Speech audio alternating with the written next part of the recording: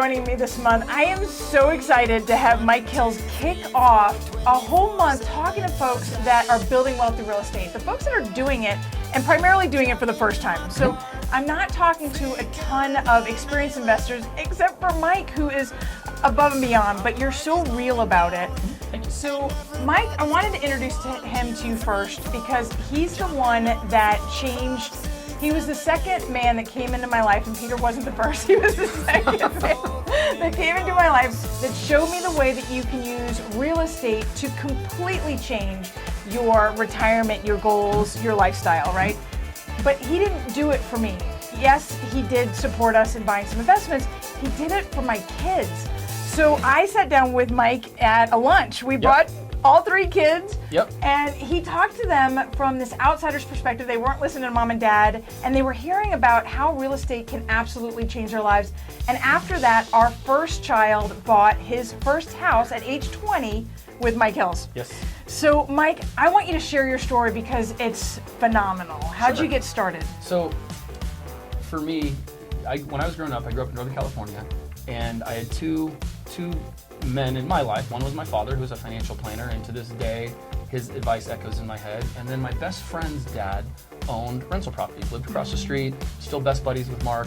And the funny thing is, I watched his father when I was in high school and then my first couple years of college.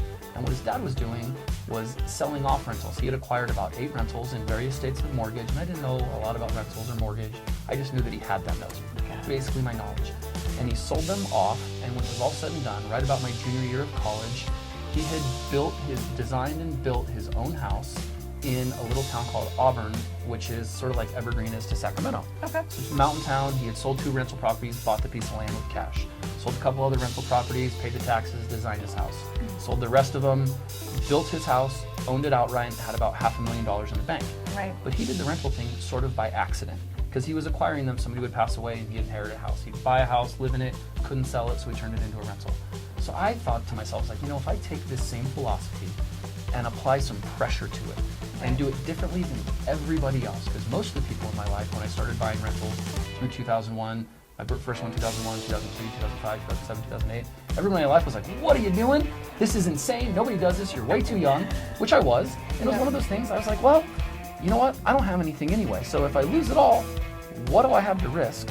That, and to me, life is a big game of Monopoly. What do you own? Who pays you rent? Go play a game of Monopoly and think of life the exact same way.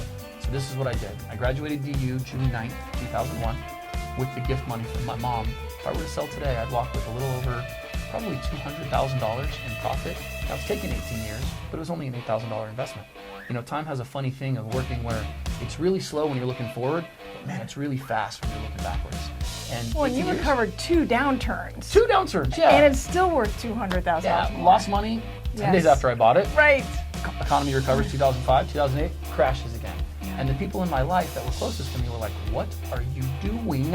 You're gonna lose everything. And I was like, well, I have tenants in the other ones. I live in one of them. I'll just keep paying the mortgages. They pay me rent, I pay the mortgages. And that's the beauty. You get paid actually 5 ways. Think of this. You get paid because over time properties appreciate. You get paid because you get the positive cash flow from the rentals. You get paid because every time you pay that mortgage payment, your tenants are buying you a little bit more of that house through debt reduction. And the last 2 are some tax things, but those first 3, those are the important ones because you get to make money while you are sleeping. And what better way to make money than sleep? Love it. I love it. It is fantastic. And the fact that you started so young, I think, was the story that clinched it for my kids, because here they are, 20 years old, 21 years old now. They have time, right? That's the gift. They don't have to hurry up and pay down the mortgages. They don't have to strategize. They just buy it slowly over the next 10, 15 years. I fast forward, I was telling Caleb, I said, if you just buy 3 fourplexes, by the time you're 55 and you don't even accelerate the payments, you'll be worth over $2.5 million. You'll have over $18,000 a month in rental income. And this is easily, he could be moving into each one of those as an owner occupied, because he's young, he doesn't have any kids yet. Yes. Which is how you kind of got started. You had your first 4 before you got married? First 5? Oh yeah, first five before I got married. Yep. And here's the funniest part about that story. Those first 2 roommates that moved in with me, one of them started buying rental properties. Today he probably owns 18, 19 doors, something like that. The other guy still rents from me. Like, I'm not even kind of kidding. One guy, property owner. One guy still rents, and the guy that rents, drives a $65,000 BMW. He drives a car way nicer than my car. Right. But that's all he has, Exactly. and it's a depreciating asset. I'm of the opinion, man, buy appreciating assets. And if you're not doing this, learn the rules. You can do this. Everybody can do this, and it's a way to make you rich. Yeah. It will work. What we like to tell people is you come to us, you have 1 comma in your name. Do this for long enough, and you'll have 2 commas in your name. And you know what 2 commas in your name means? You're worth 7 digits, which is Right. you can be a millionaire. Well, thank you for joining us. Thank you. And you're a rock star. Now, and we'll be back next week with another guest. Looking forward to chatting with you. Nicole Rueth, the Rueth Team, Fairway Mortgage. Good Bye-bye. luck. Collected for the fun, much as I